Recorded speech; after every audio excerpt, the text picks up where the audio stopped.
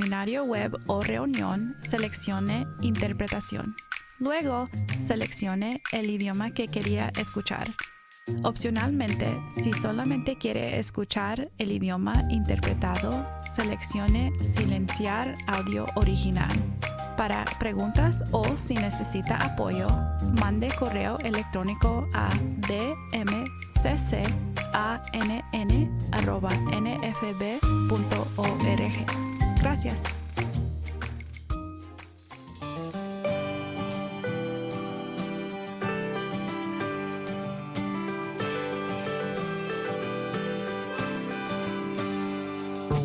Live the life you want, nobody can stop you.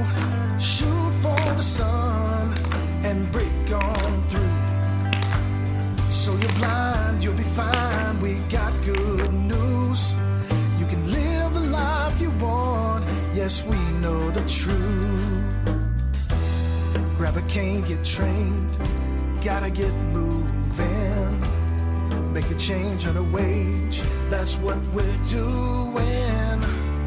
Come with me, yeah. And live the life you want, nobody can stop you.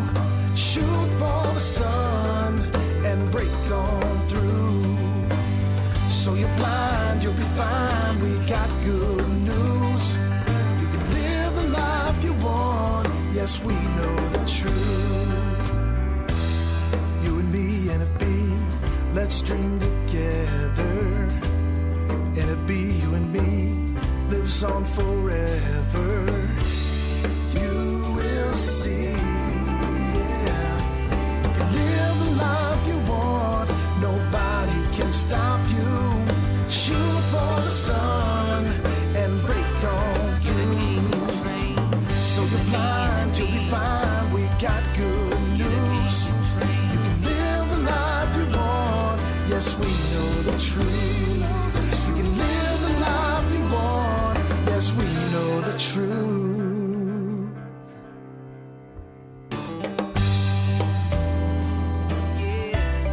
You know the truth.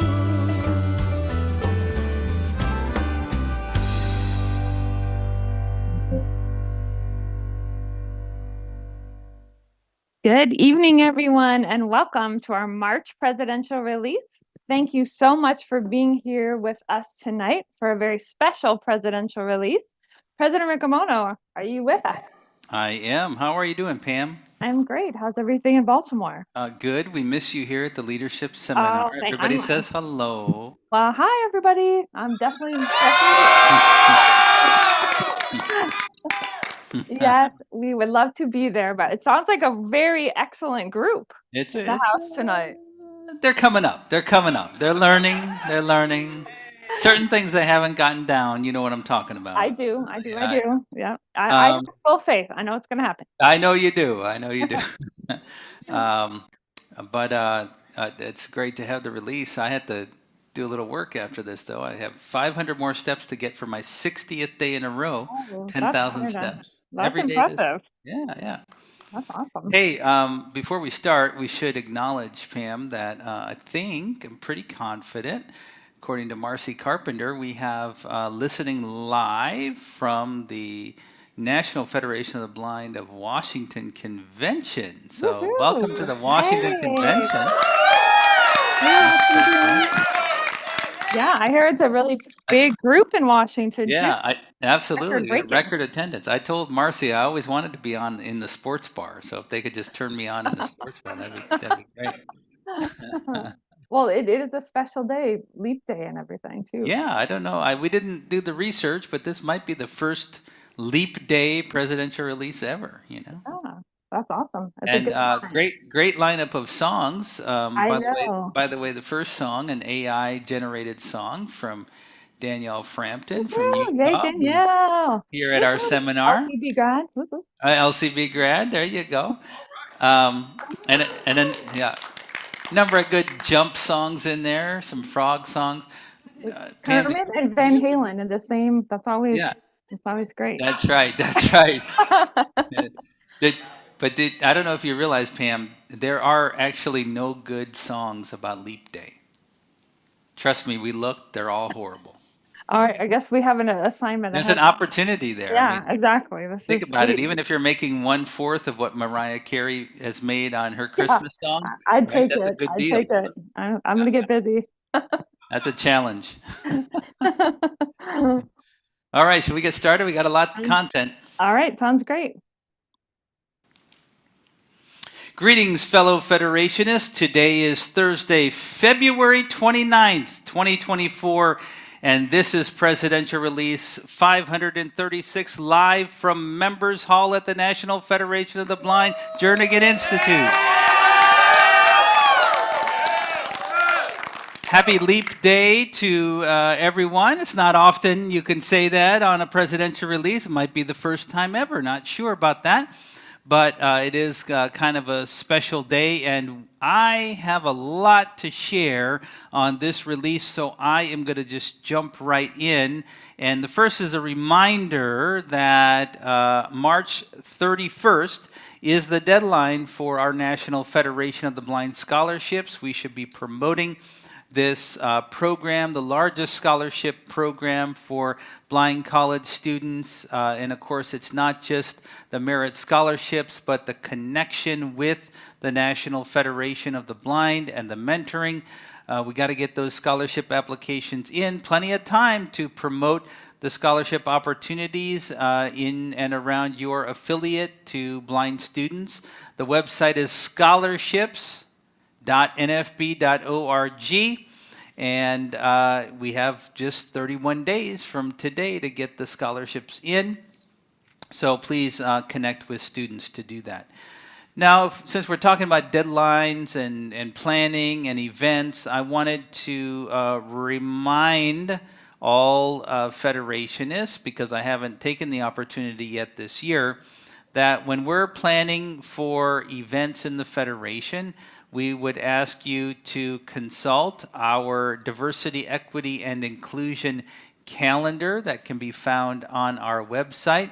It gives you helpful information about important dates that may cause conflicts with certain religions or other holidays. And so that calendar is a 5-year rolling calendar. It's available on our diversity page at our website, and it helps give you some guidance on avoiding days that might limit people's participation in Federation events. The calendar goes from 2024 to 2028, so it covers 5 years, and it allows us to plan ahead. Of course, I would encourage you always to first and foremost talk with members in the affiliate about dates that might pose a potential conflict. But this is a great resource put together and vetted by our Diversity, Equity, and Inclusion Committee.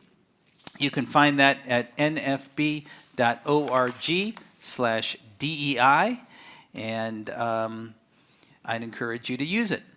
Now, many things to talk about on this release, but the most important and what we're going to spend our time on is the 2024 convention of the National Federation of the Blind. Now, the convention is meaningful on many different levels. First and foremost, the convention is the supreme authority of the organization. The convention runs our national movement, sets policies, elects our board of directors, sets direction for the organization, and it is the largest concentration of the collective wisdom and authenticity of the blind community. It's a tremendous opportunity to share ideas, best practices, and really to continue raising our expectations for ourselves.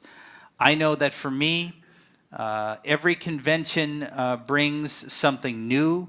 It brings a lift in spirit and expectations. It broadens my perspective about where we can go and the heights that we can reach as blind people. And most importantly, it refuels my tank for the year ahead. I know that despite whatever discrimination, frustrations, condescending attitudes that I have experienced over the previous 51 weeks of the year, that it will all be erased by being at our national convention and getting that shot of hope that comes from our annual family reunion.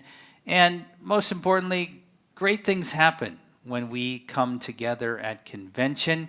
And our conventions are successful because of the work of literally hundreds of members, volunteers, our tremendous staff who all come together and make the convention possible.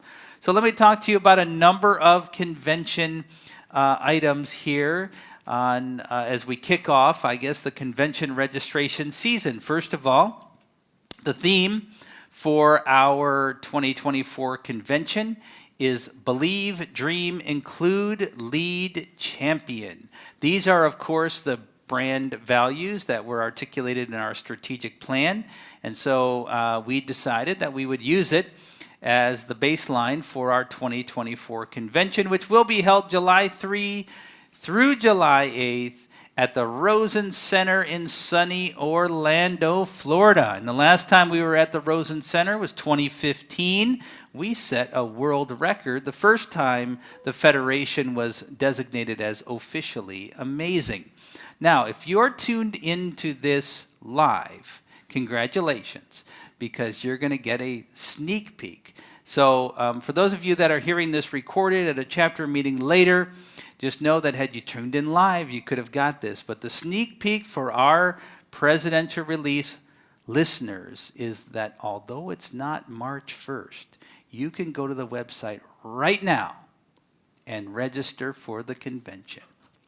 So you can get in early. You could be participant number 1. You don't need to wait. You can go to the website and get registered and make sure you got your spot. Now, to do that, you're going to go to nfb.org/registration. Pretty simple. nfb.org/registration. Registration is still $25 when you register online. The banquet tickets are $75 when you buy your ticket online. Registration online in advance does give you the benefit of saving a few dollars compared to taking care of that business at the convention. Online registration is open through May 31st. So you got time, but why wait, right? You're going to come to the convention. And if you do run into any difficulties with our registration, or you have a question about the registration arrangements, you can send an email to convention registration, all one word, convention registration @nfb.org. Now, you should register, but it's not enough to register. You probably want a room to stay in. Rosen doesn't have a great lawn, so you want to stay at their wonderful hotel. It's a great hotel, and we have worked out another great deal with the Rosen property. If you haven't been there, their staff is top-notch, and it's a hotel worth staying at, and the ownership there is not just committed to excellence for all customers, genuinely appreciates the mission and members of the National Federation of the Blind. So room rates are as follows. For singles and doubles, $129 a night. For triples and quads, the room rate is $139 a night. Now, that includes occupancy taxes and surcharges, which are an additional 13.5%. You can make your reservation by calling the hotel at 1-800-204-7234. That number again, 1-800-204-7234. When you call, you should ask for the NFB convention block. The hotel will take a deposit of $146 to hold your reservation that is required as part of our contract. I will say this many times tonight probably, and you will hear it many times over the coming weeks. You can get this information and really all convention information at our website, nfb.org/convention. You should bookmark that. That's really the place to get all of the updates as we get closer to the convention. Now, I do have a number of other convention details, important ones to share with you as we kick off this convention season and registration. The first is to talk about our 2024 convention ambassadors. As always, the NFB convention ambassadors will assist in making the 2024 convention a welcoming and empowering experience for all of our attendees. Ambassadors play an important role in sharing accurate information, providing access to information at key locations within the convention, and generally serving as a positive influence on the convention and solving problems. If you have been to convention, you know who these people are. These are the folks that have served as talking signs, that have made sure that you know where the escalators are or where the doors to key meetings are, who have helped to give you directions to this and that place, and who have answered questions.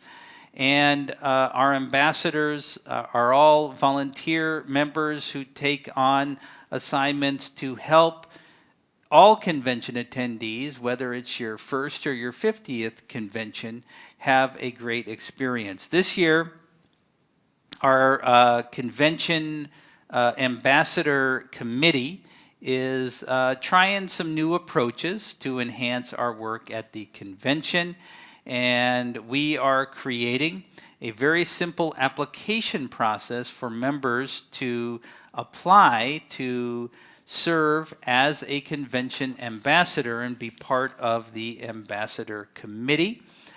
Individuals will be appointed to the committee before the national convention, and you will receive information and training from our committee co-chairs, Dan Burke of Colorado and Corb O'Connor of Minnesota.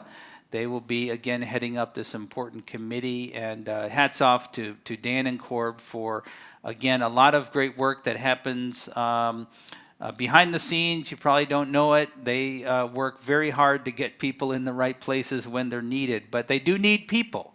So please consider giving some of your time at the convention to be an ambassador. Now, you don't need to be an ambassador to help make the convention experience positive. Step one is be patient at the elevators, right? But there's many things you can do. But for those of you who are interested in stepping up, doing that little extra, being on call when we need people in certain places, especially at the front end of the convention when everybody's checking in, or on banquet night or other key moments, please consider applying. More details will be posted to our convention pages in the coming weeks. Now, some who may be hearing this are thinking, well, I've never been to the convention. What would I do? Why should I come?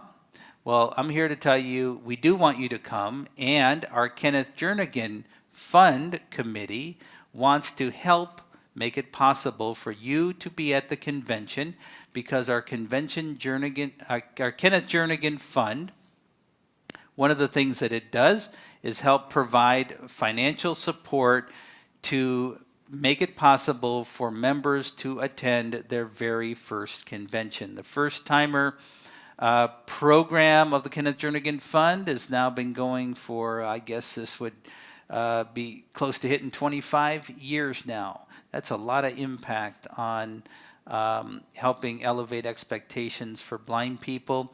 I particularly love interacting with our first-timers, whether it's at the rookie roundup, coming across people in the hallways or exhibit halls, or having folks visit in the presidential suite. 2023, the very first person to come by the presidential suite when the door swung open for the first time was a first-timer. So we'll see if that can happen this year. It's really great to get to know the first-timers and the ideas and energy they bring to the convention. So to apply for funding from the Kenneth Jernigan Fund, applications are due on April 15th, and you must also reach out to your affiliate president for a letter of recommendation as part of your application. So April 15th is your deadline. Details and the online application form can be found, you can probably guess it, nfb.org/convention. Everything's there. I do encourage you to participate in the convention, and you will be able to find on our convention page also our First Timers Guide. I do also encourage our affiliates to continue to do the great work of connecting with our first-timers, making them welcome and helping them navigate, which, when it's your first time, can be kind of a crazy experience and a little overwhelming. So this is where the affiliates are very helpful in making sure that everybody does feel welcome and connected when they walk into the convention. Now, I have a challenge for all of you. So please, Kenneth Jernigan Fund committee members, please don't listen to this part. But for the rest of you, I want you to make their decisions really hard. So get lots of applications in and make the work of the committee very difficult. Maybe we'll set a record number of first-timers at this year's convention. And thank you to our Kenneth Jernigan Fund committee for the work that goes into that.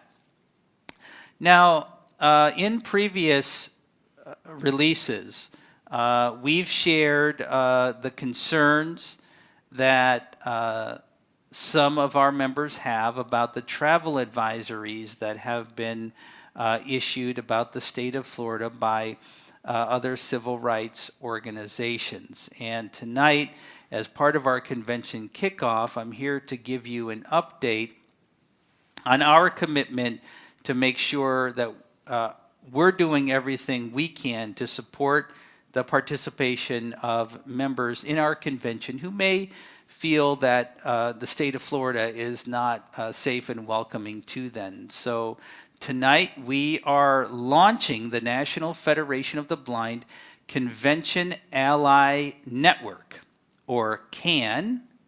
Get it? CAN. And it's because we can demonstrate our positive approach to share and uplift our members who might need the support of the Federation family in places like Florida. So the Convention Ally Network is a new program that we put together, and I'm looking forward to how it's going to play out and what the results are and what it might teach us for future conventions. The goal of this network is to specifically help facilitate the participation in our convention and to support those individuals who may feel unsafe because of the laws that have been adopted in the state of Florida. Now, you can sign up to be either a convention ally or someone who is receiving support from the Convention Ally Network. We need both individuals to sign up. So if you feel this would be helpful to you, please come to our nfb.org/convention and sign up on the form. And if you would like to be an ally and do what you can to make sure that those who may feel unsafe know that they have not just one person, but hundreds who have their back, but definitely an ally who's willing to be at their side when needed. Please sign up. The form is really easy. I know because I filled it out today myself. Submissions will be confidential, and there will be training for allies on how to make your part of the network and your allyship effective. The network is not intended to replace the great work that our affiliates already do to support first-time attendees and blind people, newly blind people, and getting out into the convention and learning to travel with a long white cane and that sort of thing. So all of the work of our affiliates and divisions and chapters to get people involved in the convention and the experience still stands. This Convention Ally Network is specifically to help support those who want to be at the convention despite their concerns about safety because of laws in the state of Florida. Again, nfb.org/convention. I do hope you'll take a moment, become a convention ally, and sign up for support if you need it. That's a lot, right? Now, I have a number of announcements from some of our national divisions, and the first comes from the president of our Diabetes Action Network. Hello, Federation family.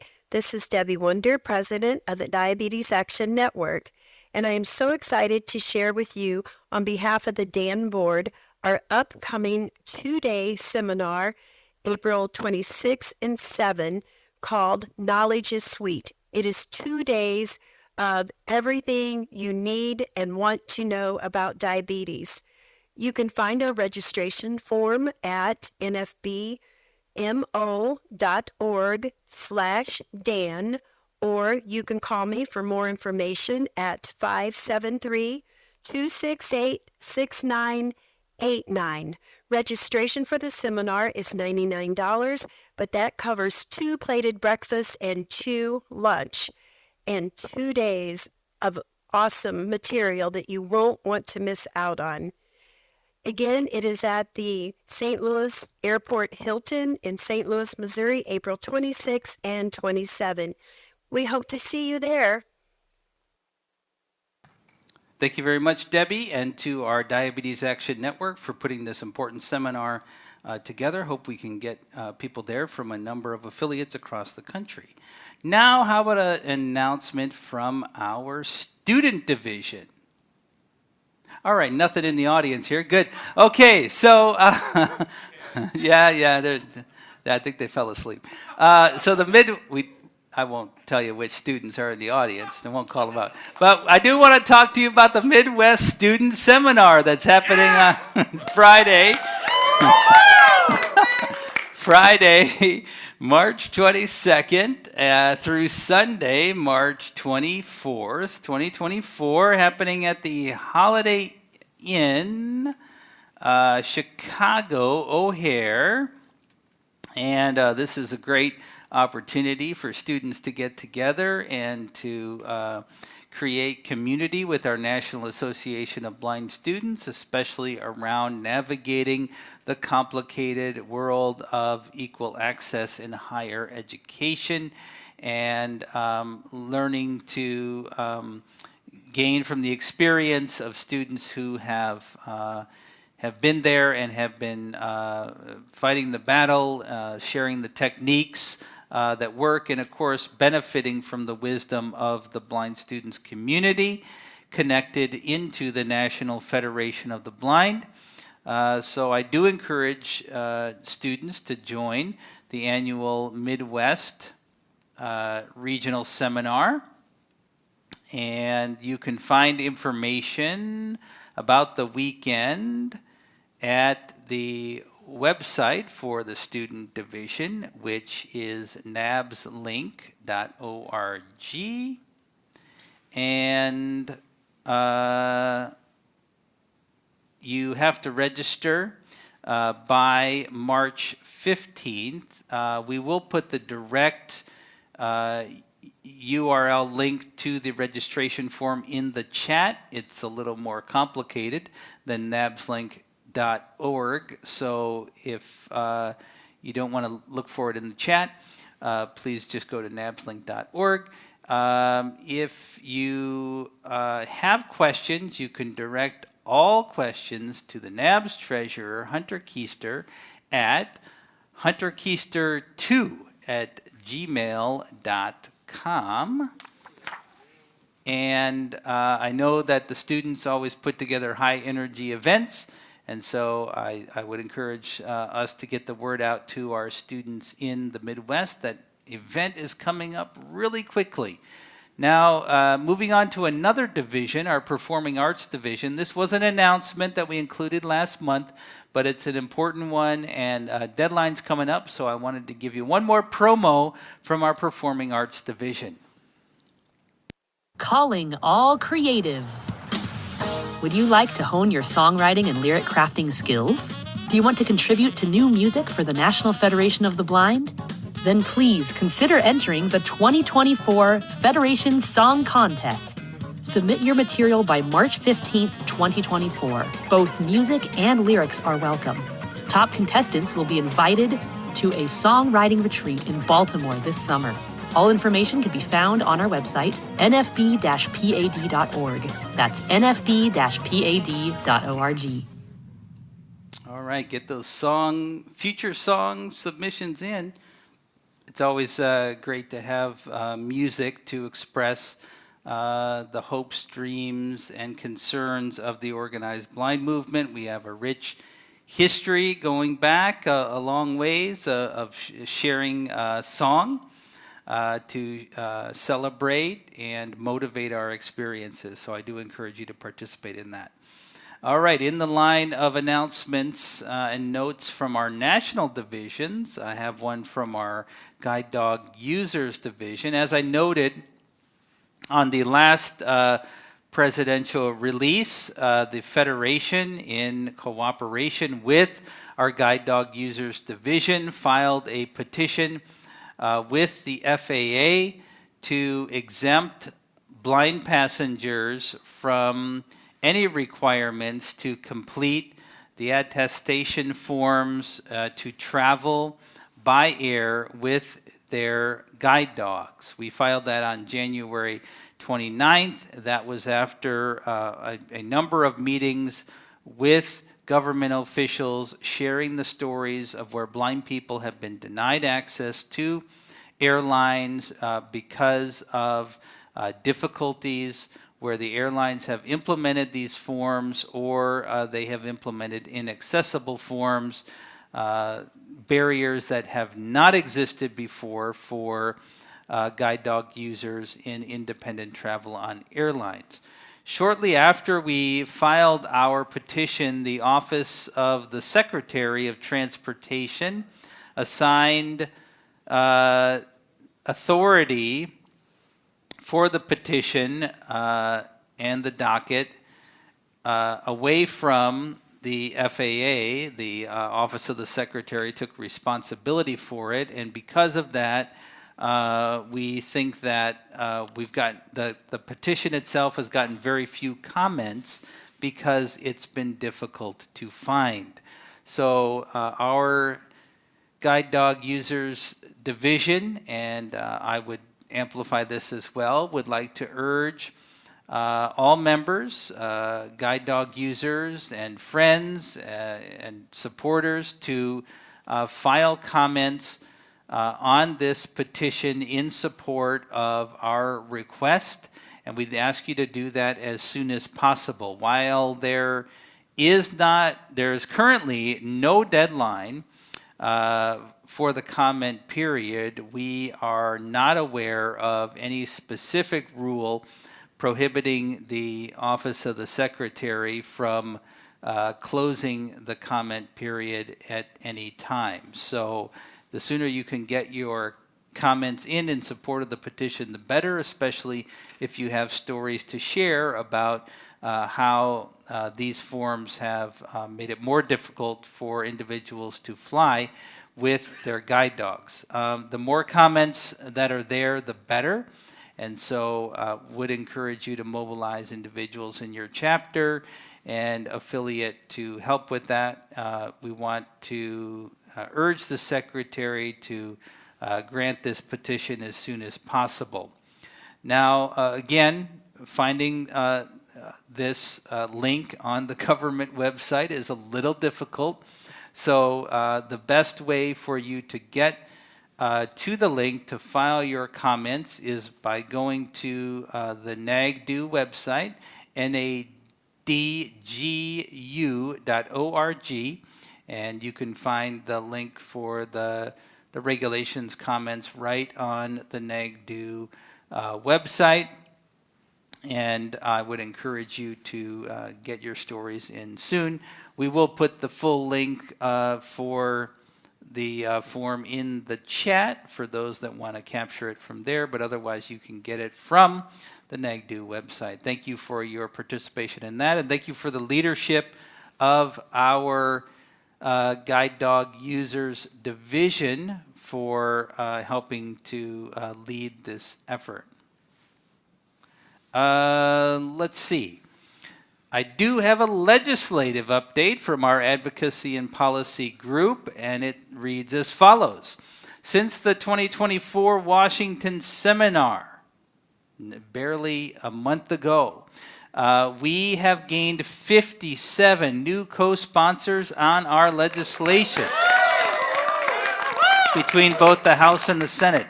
In the House, the Websites and Software Applications Accessibility Act has gained 22 new co-sponsors. Yeah. That brings that total up to 26 in the House. And the Medical Device Non-Visual Accessibility Act in the House has gained 24 new co-sponsors, bringing that total up to 72. And the House version of the Access Technology Affordability Act gained 10 new co-sponsors, bringing the total number up to, let's see, 84. In the Senate, the Access Technology Affordability Act gained 1 new co-sponsor, bringing that total up to 18. So please continue to keep the pressure on and urge members of Congress to get on these bills. 57 co-sponsors in a month is a great number. If we can duplicate that in March and April, we'll be well on the way to getting these bills moving in this Congress and attached to vehicles that might help us get it over the line. So great work. Let's keep the momentum up. Know that there will be periods where members of Congress will be back in the home district. Don't neglect getting in front of them, finding an opportunity to get them committed to one of these bills. Now, besides the advocacy work we do on state and federal legislation, a lot of important advocacy happens at the tables in educational settings. Members of the Federation have led the way in helping to make sure that blind students have access to an equal education. And we've recently announced a new project called the IEP Advocacy Academy. And through this project, you can learn to serve as a stronger volunteer advocate at IEP meetings for blind or low vision students.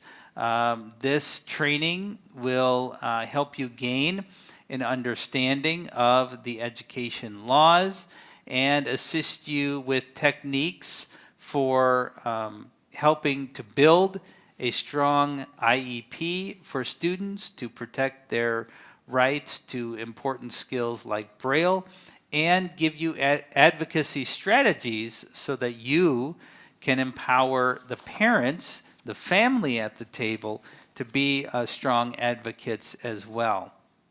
This is a project that's near and dear to my heart, having really gotten interested in educational advocacy because of my experience with the Federation and recognizing the kind of opportunities I didn't have because my family was not connected with those advocacy resources. So this is a great opportunity. The training is going to happen from May 30th to June 2nd here at our headquarters in Baltimore. You will want to apply soon as the window is closing. You have to apply on our website, nfb.org. We're going to put the direct link again in the chat, but you can find it on our website. I think it's on our homepage actually now, so you should be able to easily find it there. The deadline to apply for this program is March 21st. So a lot of deadlines coming due. If you're interested, this training will be free to those who are selected. This is only the first cohort. We're hoping to do more training in the future, but we would love for you to be part of it.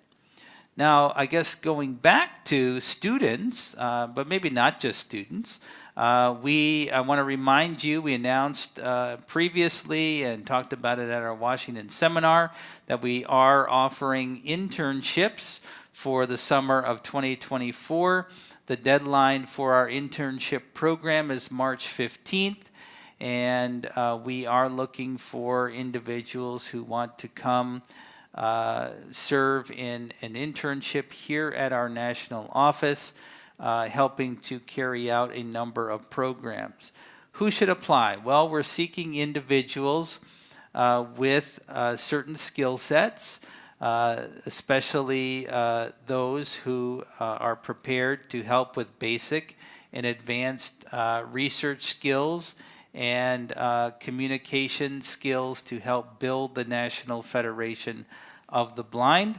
We're looking for individuals that can do research on the internet or analyze data, who can help make calls to blind people and build community, who can draft communications and do outreach activities. We will have specific projects for our interns to do, and of course there's the benefit of working day to day alongside of leaders of the Federation who have deep experience.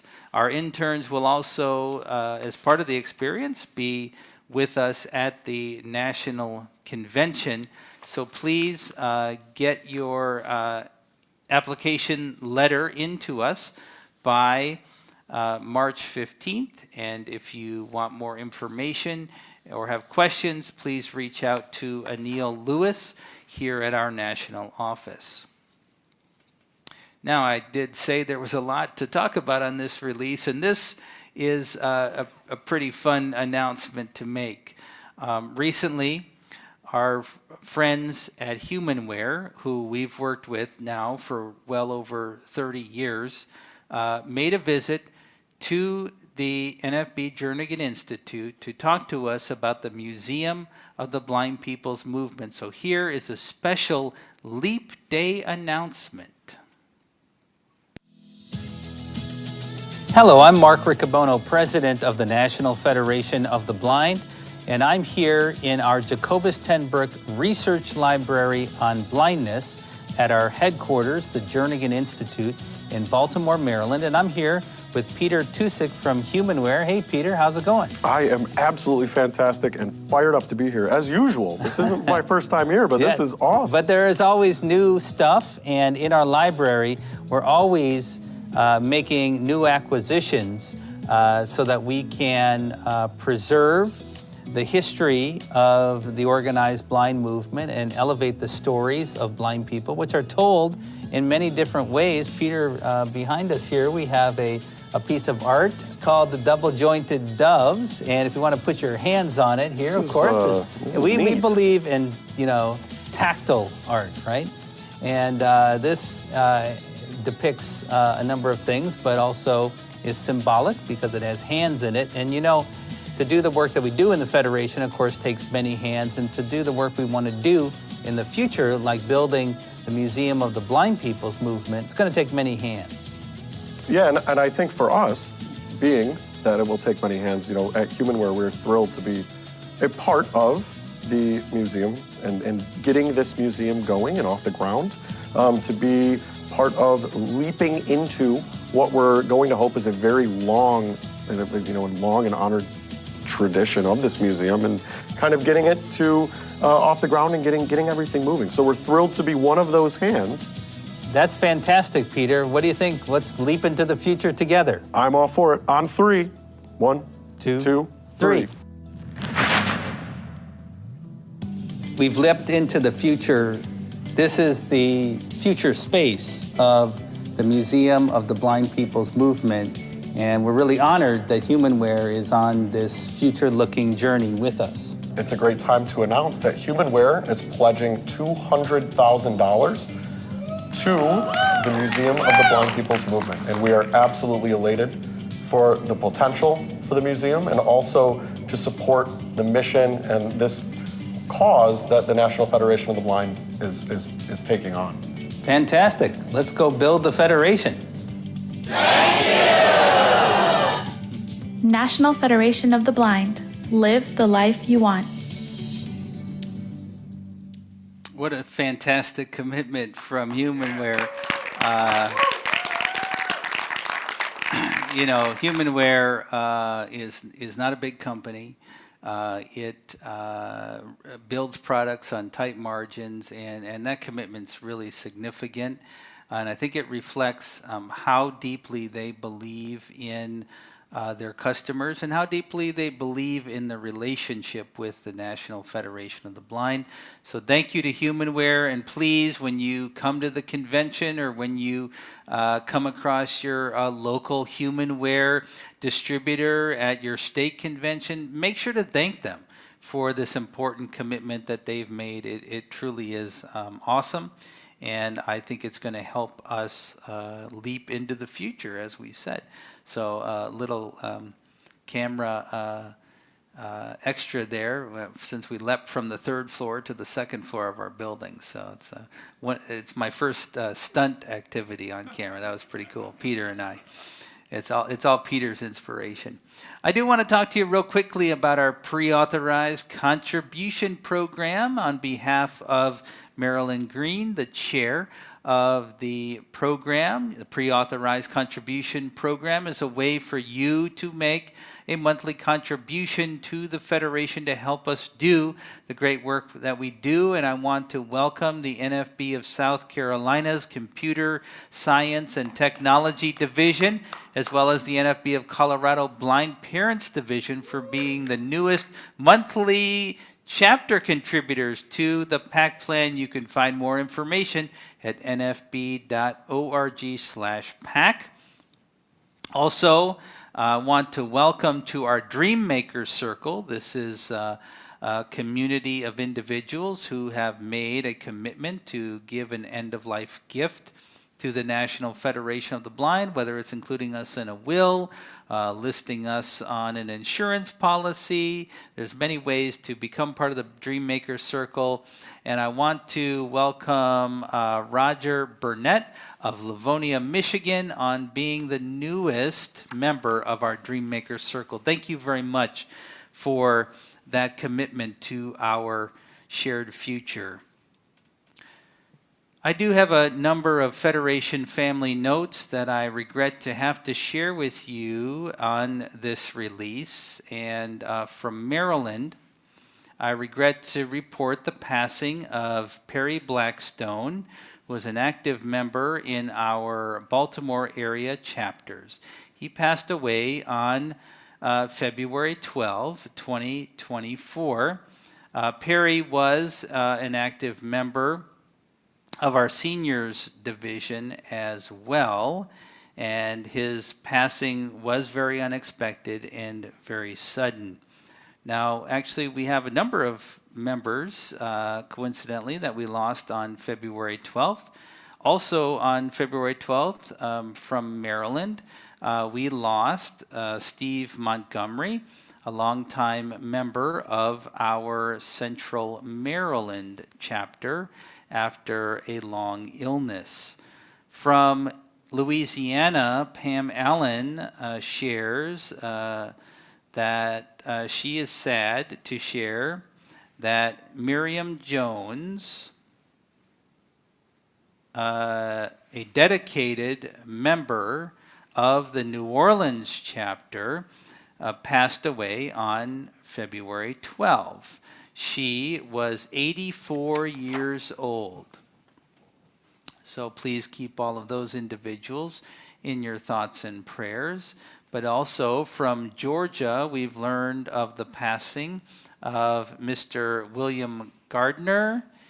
In January, he was a longtime member of the NFB chapter in Chatham County in Georgia, and he once served as the chapter president there.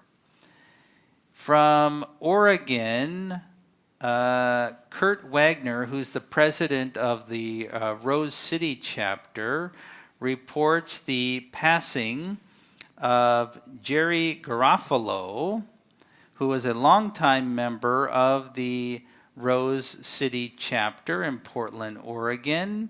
He passed away on Sunday, February 3rd, 2024, surrounded by family and friends. Of Jerry, it's shared that Jerry was an avid Braille user and could always be heard pounding away on his Braille writer when he took calls on his landline.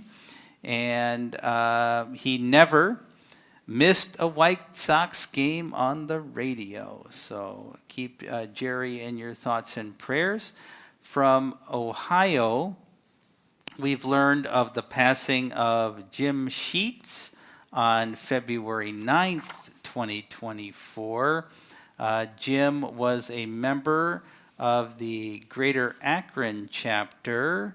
It's noted that Jim's partner, Pat, is currently the chapter treasurer.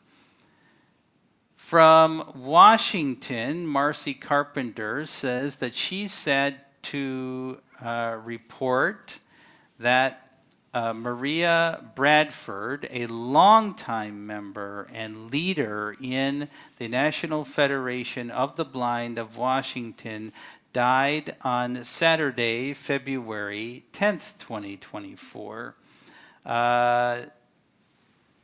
It's noted that she joined the Federation in 1973. She served as a chapter president and as an affiliate board member and officer over her time in the Federation. She had a very kind heart and was devoted to the work and mission of the Federation and its importance in the lives of blind people. Marcy also reports the passing of Dominic Williams on December 4th, 2023, and says that Dominic was a member of our Clark County chapter.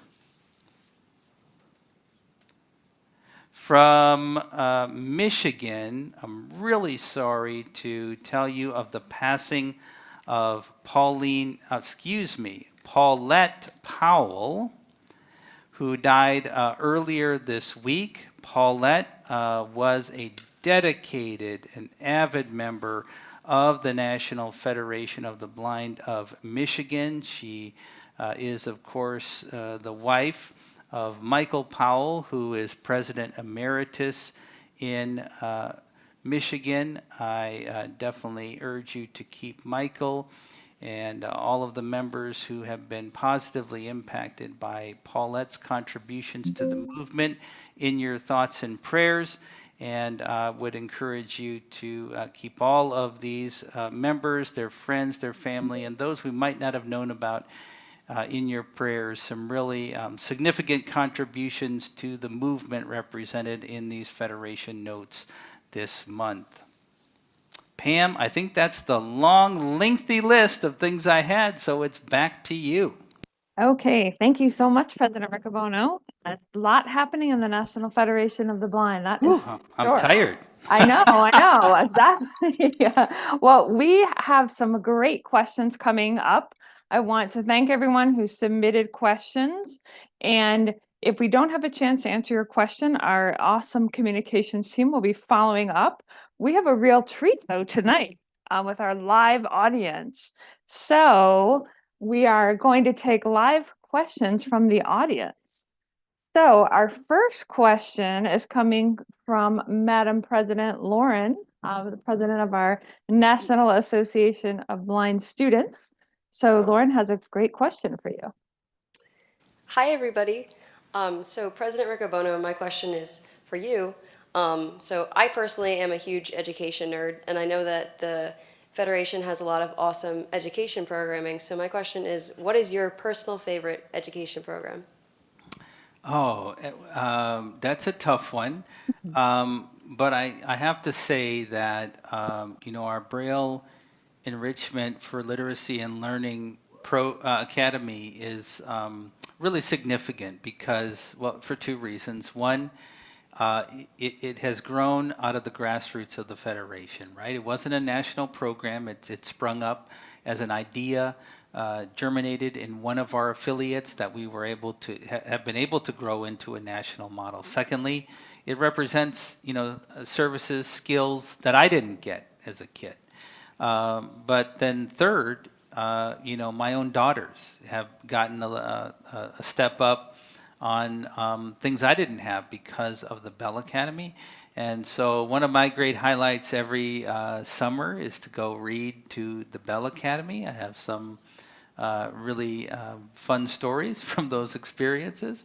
So gotta say the Bell Academy, because you know that so many great things are happening all over the country in these programs during the summer, including Louisiana, right? Because Louisiana's been a leader. Got two bells this summer. Yeah. Can't wait. Awesome. Thank you, Lauren. That is a hard question. Everybody wants you to pick a favorite. I know, keeping you on your toes. Which child is your favorite? You can't pick a favorite. Come on. So our next question from our treasurer of our National Association of Blind Students, Hunter, has a question for you. Hello, everybody. My question for you is, I already know your favorite alignment for your baseball team, but my question is, with the brand refresh, what core value do you see yourself most aligned with at this current moment? Okay. Well, I'm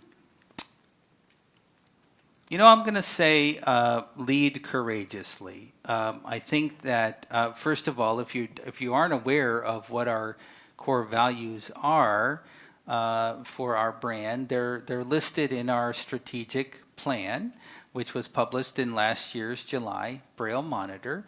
So you can reacquaint yourself with those, and I think you'll find that they're reflected in the work that we do on a daily basis, and certainly should be in our chapter. Lead courageously. We are called to take a stand on issues which a lot of other people are willing to let go by the wayside because they're not rooted in the hopes and dreams of blind people. They're not directed by blind people. The boards of other entities are not majority run by blind people. It's easy for them to let certain things pass because they're not pressing. But for us, they're pressing, right? And so a lot of times we have to step out and take bold stances to protect our rights, to advance our rights, to elevate our status in society. And we really can't get there and lead courageously without the other core values: collective action, believing in blind people, making our work inclusive. So, but I think lead courageously would be my answer. Thank you, Hunter. These are great. The student following up another of our student leaders, Kinshuk has a question for you. Mr. President, since the debut of your personal AI model during the 2023 National Convention, I was wondering, what is the current status of it? Are there any new updates to it? Also, on a more lighter note, I was wondering, can we expect our personal AI to run for office one day? Well, not sure we want my AI or anybody else's to run for office, although considering the alternatives, maybe. But we have been working on the Mark AI, and it has, we've had leaders of the Federation who are spending a little more time asking it questions. We haven't quite released the information out into the wild, but we will be soon. The cool thing about, we hear a lot about artificial intelligence, but one of the things we like about the model of building an AI based on a leader of the Federation is that we can build an AI model that is truly based on the lived experience of blind people. And here's what I want to do with the Mark AI, is make it truly reflective of the community. So what I want to do when we go more public with the Mark AI is have blind people share their experiences, so that you'll be able to say that this is your experience, Kimchuk, and here's what you prefer as a blind person. Here are the tools that you use, and you can tell the Mark AI that.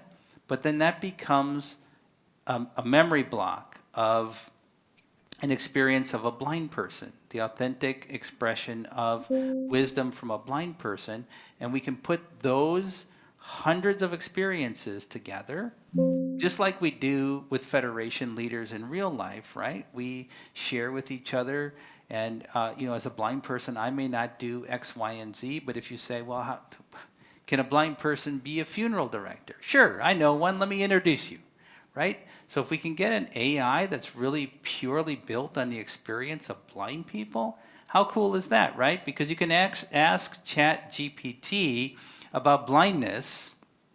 Where's it getting that data? It's not from blind people. So I think there's a lot of potential there.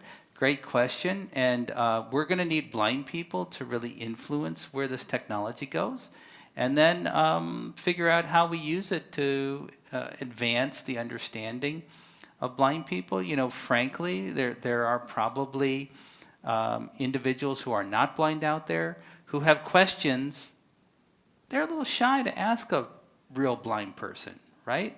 But if they could ask an AI that feels a little safer to them and get an answer, and we can use that to expand their understanding, and then use that as a bridge to get them engaging with real blind people, or consider someone who may be experiencing changing vision. If they could ask an AI of a blind person what the experience is like, ask those embarrassing questions that they really don't want to tell any human that they're asking, but they are curious. What is my future going to be like? There could be a good bridge there. So I think it's pretty cool. Hope you'll be part of asking questions as soon as we open it up. Awesome. I'm sorry, this leadership class, this is going to be a great weekend.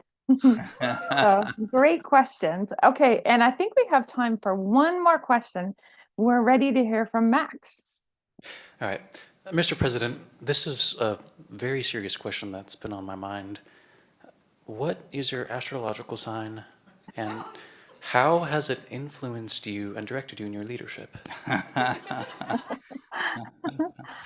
Not a question you get every day. So, I'm a Leo, and I was born in the year of the dragon, 1976. This is the year of the dragon again. So how has it influenced me? Well, it's hard to say because it is part of who I am, I guess. But what I think of is besides, I guess it feeds back into lead courageously, right? that especially when people hear Year of the Dragon, you're supposed to like be tough, you know. But what it brings to mind for me is that in everything, who we are, and whatever, however you understand who you are, if it's based on an astrological sign or something else, there's always two sides, right? There's there's a there's the tough side and there's the soft side. And so, you know, in one sense, when I think about being a Leo, being a dragon, I think about being a driving leader, a desire to make a difference in the world. But for me, that's tempered by the soft side is what really drives that. And that's something that the Federation has helped me understand, that lead courageously, what empowers that for me is the love that we share within this organization. It fuels that desire to lead courageously, right? It's not leading courageously in a military sense. It's leading courageously based on the love and commitment that we share in this community that we create of support, and that giving us the strength to stand up against any obstacle that comes in our way. And so I think about that empowering the tough side of standing up to discrimination or standing in front of an Uber so it doesn't go away. It's not necessarily tough guys, it's the love, the soft side. That's my best horoscope answer for the day. Off the cuff. And hats off to the Year of the Dragon, though. Awesome. Thank you. Thank you for the great questions from our audience. That was wonderful. So, and we appreciate everyone who has sent in questions through the Q&A feature or via chat or other channels. If we didn't have a chance, we'll make sure to respond to those. And thank you again so much. That's always a great part of our presidential release. Thank you so much for being with us tonight.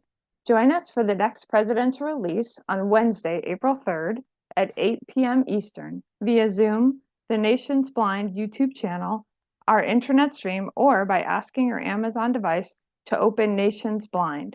You can contact President Riccobono at 410-659-9314 or via email at officeofthepresident@nfb.org. Thank you. And I will turn it back to you, President Riccobono. No, you can't do that. You got to tell them where the presidential release is going to be. Well, I didn't know if it was the big reveal. Are you keeping it a secret? No, we're Okay. happy. We are. Well, you should tell them. Well, I'm very excited to say that we'll be broadcasting live from the Louisiana Center for the Blind. There we go. So, we'll be happy to welcome you and our teachers of tomorrow.